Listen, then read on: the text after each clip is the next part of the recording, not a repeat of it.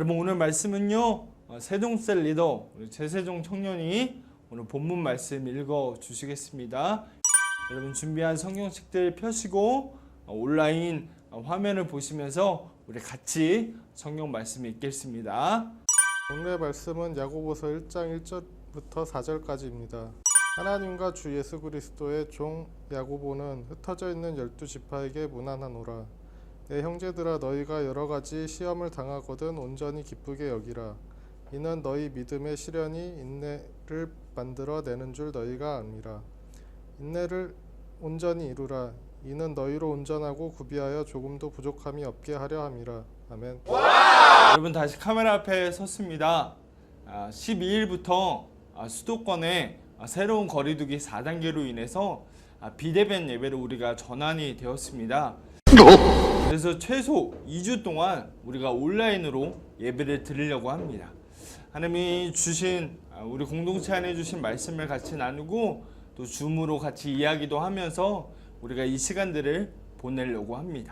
오늘부터 우리가 보게 될 말씀은 바로 야고보서입니다. 야고보서는 5장밖에 되지 않는 짧은 성경입니다. 야고보서는 그리스도인이 이 땅에 어떻게 살아가야 하는지를 이야기하는 책입니다. 좀 더 정확하게 이야기하자면 내 행동을 통해 내가 믿음을 가진 사람이라는 것을 증명해야 된다라고 얘기합니다. 나 교회 다녀. 야, 나 믿음 있는 사람이야. 말로 이야기하는 것이 아니라 내가 실제 삶으로 행동으로 그것을 증명하는 것이 진짜 그리스도인이라고 이야기한다는 겁니다. 우리 야고보서 1장 1절을 제가 읽어드릴게요. 하나님과 주 예수 그리스도의 종 야고보는 흩어져 있는 12지파에게 문안하노라. 아멘. 여러분 성경을 볼 때 이 책이 어떠한 장르인지를 볼 필요가 있습니다. 시인지 편지인지 역사인지를 보아야 합니다. 여러분 우리가 보는 야고보서는 어떠한 장르일까요? 바로 편지입니다. 여러분 편지 써보셨습니까? 지금은 카톡으로 줄임말이나 혹은 이모티콘으로 얼마든지 대화가 가능하지만 보통의 편지 그리고 성경이 쓰일 당시에 편지의 형식을 보면 반드시 2가지가 들어가야 합니다. 첫 번째는 누가 이 편지를 썼는지가 나와야 하고 두 번째는 누구에게 이 편지를 썼는지가 나와야 한다는 겁니다. 여러분 1절에 나와 있습니다. 누가 썼다고 말합니까? 야고보가 썼다라고 말합니다. 영어로 제임스. 우리를 곤란하게 만드는 것이 뭐냐면 성경에 야고보라는 인물이 5명이 나온다는 겁니다. 이 5명 중에 어떠한 야고보가 이 야고보서의 저자일까요? 우리가 그것들을 하나하나 생각해 볼 수는 없고 결론부터 이야기하자면 예수님의 동생이었던 야고보가 이 야고보서의 저자입니다. 야고보는 예루살렘 교회의 지도자였습니다. 지금 말로 하자면 담임 목사님이라고 할 수 있어요. 그러니까 예루살렘의 지도자 담임 목사였던 야고보가 편지를 쓴 책이 야고보서입니다. 여러분 그렇다면 야고보가 누구한테 편지를 썼을까요? 바로 흩어져 있는 12지파다라고 얘기합니다. AD 32년에 스데반이 돌에 맞아 순교를 당합니다. 그 후에 예루살렘의 모든 교회 성도들이 뿔뿔이 흩어지게 됩니다. 살던 지역에서 흩어져서 외국 땅에서 살아갈 수밖에 없었다는 겁니다. 여러분 고향을 떠나서 외국 땅에서 살아간다라는 것이 얼마나 어려웠을까요? 예루살렘 성전과 같은 성전이 있는 것도 아니었고요. 야고보와 같은 교회의 지도자가 있는 것도 아니었고 함께 신앙생활을 하던 신앙 공동체가 있는 것도 아니었습니다. 얼마나 힘이 들었을까요? 여러분 지도자 야고보가요. 이 흩어진 사람들이 힘들게 살아가고 있다. 여러 가지 답답한 마음을 가지고 있다. 라는 이야기를 듣고 편지를 쓴 겁니다. 흩어져 있는 모든 성도들에게 이 편지를 쓰면서 야고보가 믿음으로 살아가는 성도가 이렇게 살아가야 한다라는 것을 이야기하고 있다는 겁니다. 여러분 매주 만나서 말씀을 나누던 성도들 목회자가 누구를 위해 기도하겠습니까? 성도들을 위해 기도하지 않겠습니까? 매일 기도하던 그 성도들을 볼 수 없고 흩어져서 여러 가지 어려운 가운데 있는 그들을 향해 가슴을 치면서 아픈 마음을 가지고 쓴 편지 그것이 바로 이 야고보서라는 겁니다. 여러분, 야고보서의 말씀을 준비하는데 제 안에 자연스럽게 이러한 기도의 제목이 나왔습니다. 하나님, 말씀을 준비하고 이렇게 영상을 찍는 동안 저에게 야고보와 같은 마음을 주시옵소서. 여러분, 우리 성능교회 공동체가 1년 동안 1년 반이 넘는 시간 동안 제대로 모이지 못하고요. 왜 우리가 교회를 나가야 하는지, 내 삶의 믿음이 어떠한 의미인지 묻는 우리 청소년들과 청년들에게 그 어려움을 내가 가슴에 품고 말씀을 준비할 수 있게 하여 주십시오. 하나님, 내가 야고보와 같은 마음으로 말씀을 전할 수 있게 도와주십시오. 이러한 기도의 제목이 저에게 나왔습니다. 여러분, 우리 2절의 말씀을 읽어볼까요? 내 형제들아, 너희가 여러 가지 시험을 당하거든 온전히 기쁘게 여기라. 아멘. 여러분, 보통 편지를 쓰면요, 제일 앞에 나오는 말은요, 안부를 묻는 겁니다.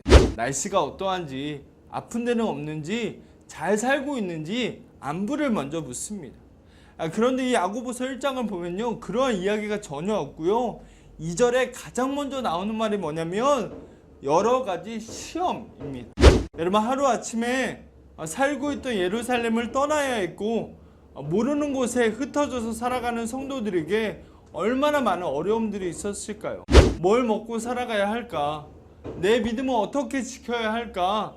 크고 작은 어려움이 있었을 겁니다. 그래서 속상한 마음으로 이 야고보는 그들이 겪는 어려움, 시험에 대해서 가장 먼저 이야기하고 있다는 겁니다. 여러분, 여러분들은 어떻습니까?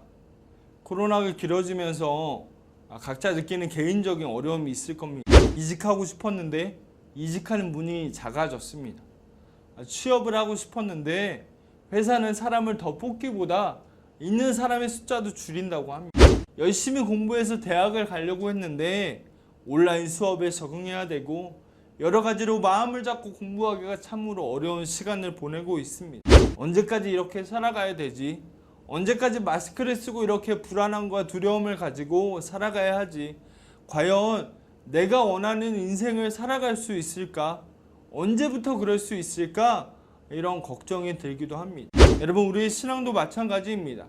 여러분, 온라인으로 예배드리는 것이 여전히 익숙하지 않고요. 교회에 가지 않고도 살고 있는 나를 보면서 교회는 나에게 어떠한 의미일까? 내가 믿는 믿음이 무엇일까 고민하게 됩니다. 나는 어떻게 신앙생활을 해야 될까를 묻게 된다는 겁니다. 여러분, 이 외에도 수많은 어려움과 여러 가지 질문들이 혼란스러움들이 여러분들 안에 가득할 것입니다. 여러분, 목사인 저도요, 코로나를 겪으면서 참 많은 고민이 들게 됩니다. 무슨 설교를 해야 될까 고민이 돼요. 하나님의 말씀을 내가 우리 청년들과 청소년들한테 어떤 말씀을 전해야 될까? 이 말씀이 진리임을 나는 믿는데 어떻게 이 말씀을 전해야 할까? 여러분, 고민이 제 안에 들고 있다는 겁니다. 여러분, 야고보가 이렇게 말합니다. 시험을 당할 때 기쁘게 여기. 여러분, 왜 기쁘게 여기라고 할까요? 어려움의 시간들이 우리를 더 온전하게 해주기 때문입니다. 여러분, 믿음은요, 해석하는 능력이다 라고 얘기할 수 있습니다. 다시요, 믿음은 해석하는 능력이다. 여러분, 여기에 두 사람이 있습니다. 한 사람은 몽둥이로 고문을 당해서 온몸이 멍이 들고 아픈 사람이 있습니다. 또 한 사람은요, 헬스장에서 열심히 운동을 했습니다. 동일하게 집에 오니까 온몸에 멍이 들고 온몸이 쑤시고 아픕니다. 여러분, 상황은 똑같아요. 온몸이 쑤시고 아프다. 그런데 해석이 다릅니다. 고문을 당한 사람은 원망하고 불평할 것입니다.